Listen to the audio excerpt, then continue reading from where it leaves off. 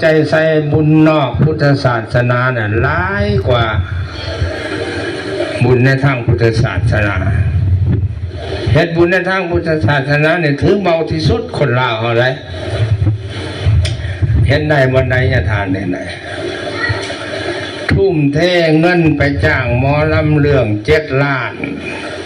ไปจ้างวงดนตรี3 ล้านซื้อเหล้าซื้อเบียร์มาเลี้ยงพี่เลี้ยงน้องเอาหมดตั้ง2 ล้าน3 ล้านมาเฮ็ดบ้างไปเขียนให้ยาพอละ10,000 กีบเบิ่งดูถือเบาก็หรือถือนักฮะไม่ออกมีคนผู้หนึ่งมาจากประเทศอเมริกาผมได้บาง3-4 ปีหลังนี่นะบ่ได้เฮิงดอกมาแล้วก็มาผ้าอ้ายผ้าน้องเฮ็ดบุญน้ำพอน้ำแม่บุญน้ำพอน้ำแม่ชื่อกองบุญไปตั้ง3 กองชื่อไปในเมืองสวรรค์พุ่นแล้วก็ไปจ้างหมอลำเรื่องจ้างหมอลำเรื่องมางั้นน่ะ7 ล้าน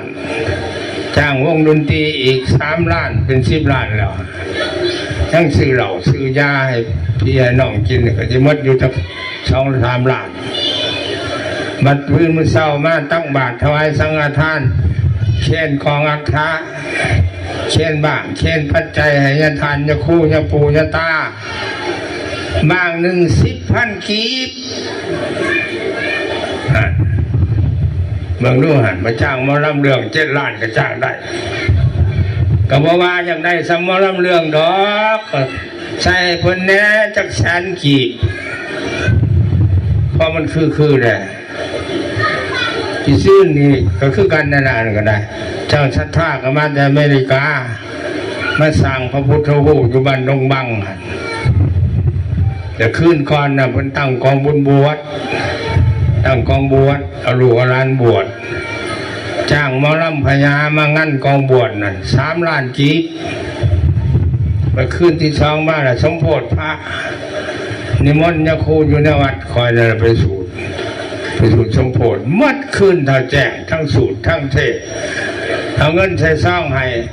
50,000 กีบมา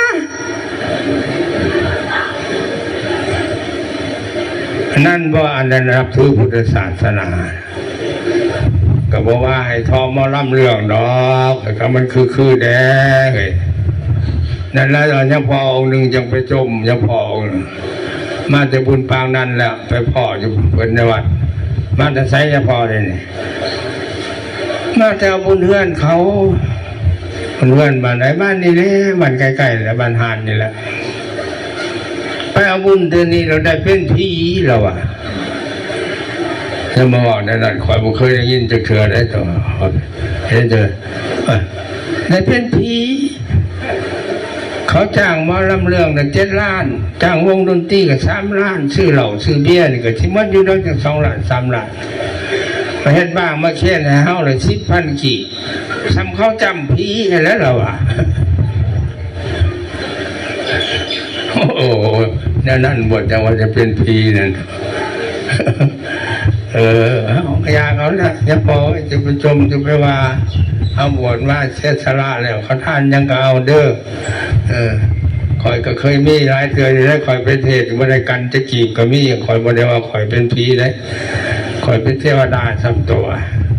โยก็จะว่าแน่เราแล้วพอนะ